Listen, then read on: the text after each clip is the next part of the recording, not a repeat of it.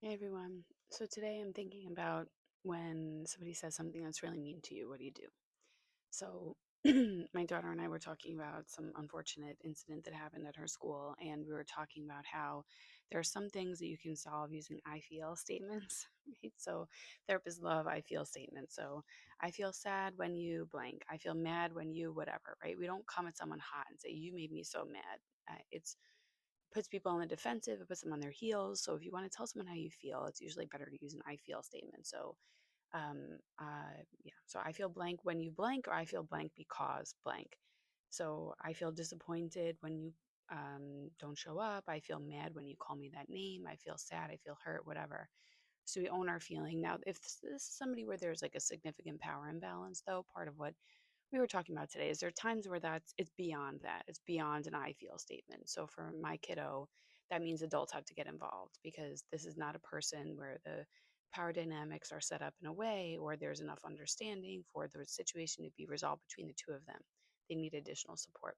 Same thing goes for adults, right? There's some things that if you've been through a trauma, we don't go back necessarily to the person who traumatized us and say how we felt around them because it's not safe. It's creating too much vulnerability. And I've talked about courage and vulnerability, but there's a limit to that. So I would say, obviously, if you've been through a trauma, seeking professional support with a licensed mental health provider is the ideal because they can help you navigate this.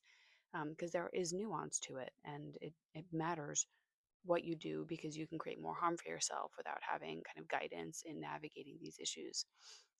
Sometimes there's things you really feel like you want to say back to a person who hurts you, and sometimes it's not worth it. So to me, there's a difference in this discernment from ghosting or walking away or being avoidant. This is more like what is for your best and highest, what will help you heal and not create more harm. And sometimes it's not going to confront the person. Sometimes it's addressing it in another way. So this is something my daughter wanted me to put out there today. Like sometimes an I feel statement is not enough and we need to escalate things, or we can decide to back out of a relationship.